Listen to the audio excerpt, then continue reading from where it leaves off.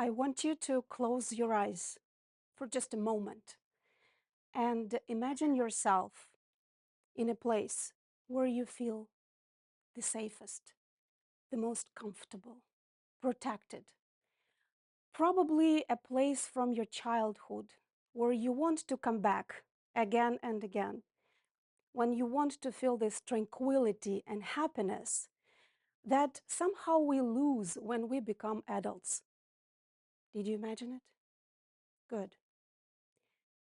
Now think of a tornado, a tsunami, or a thunderstorm, which hits your dream place and erases it completely, leaving behind just rubble.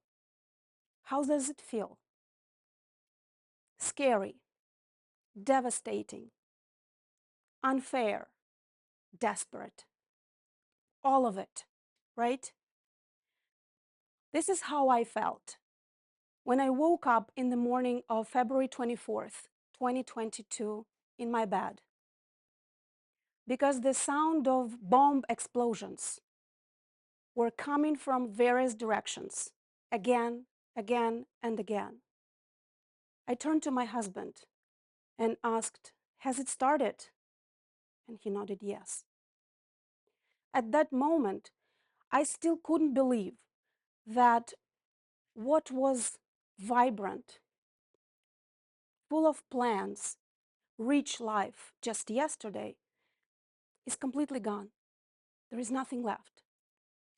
And something new, scary, ugly, and very unfair is here.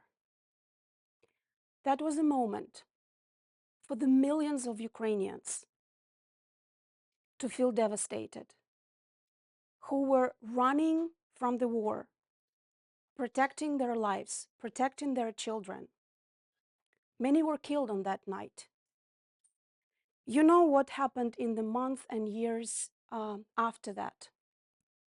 Ukraine was able to throw Russians away from Kyiv and other places, but millions of Ukrainians have left the country. Hundreds of thousands, military and civilians, have been killed and counting. 20% of our territory was occupied. The war goes on.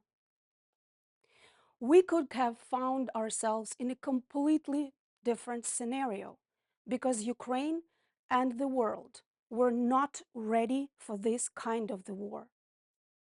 And it is due to heroic men and women in the Ukrainian army and unbreakable will of the Ukrainian people that we're still standing and holding up. But has there been other factor or factors which helped us sustain Ukraine as a state? Definitely. Years preceding the full-scale invasion had not been easy for Ukraine.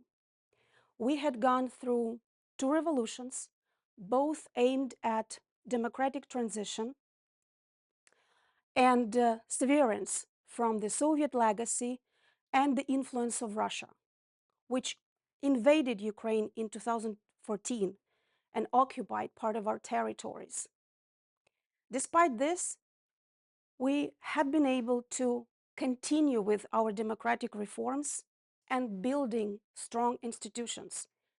And that is the factor which helped us survive.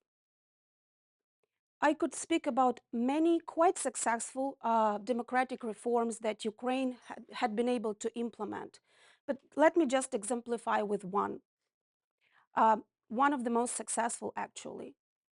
The decentralization reform endowed local governments with strong powers and budgetary independence. The decentralized governance helped avoid disintegration of power, chaos, and actually helped the local governments to stay resilient and to be able to receive this first hit of the invasion by providing the basic needs with evacuation, providing medical services, providing food and water to the residents, and the huge influx of displaced people. So that is just one example. And this is the example that the quality of democracy and its ability to survive, its resilience, are very closely connected things. So the question is, what do you do? Continue fighting for basically physical survival of your state, and or continue with the democratic transition. I strongly believe that we, no matter how hard it seems to be of a task, need to do both.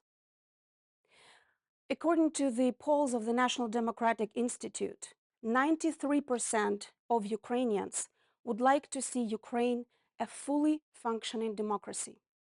79% of our citizens would like to see more women involved in political life at the national and local level.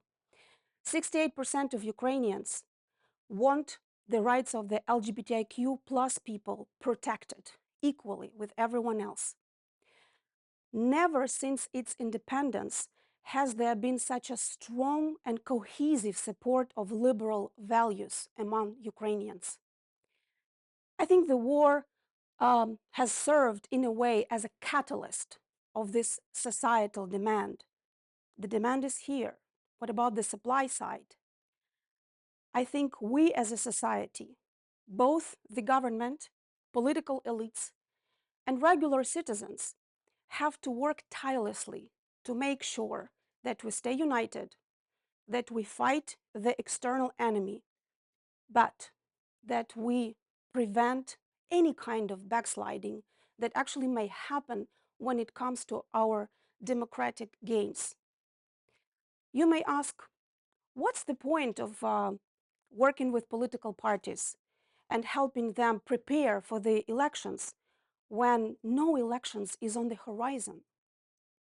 And that's a valid point. But in case we stop nurturing our institutions, in case we let the process be as it is, we will never be able to gain the pace. The democratic infrastructure, as I call it, is very fragile. We have a democratically elected government and the parliament, but we should never take democracy for granted. We should make sure that every day we work to protect that place of dream so that it stays resilient to any attack from inside or outside.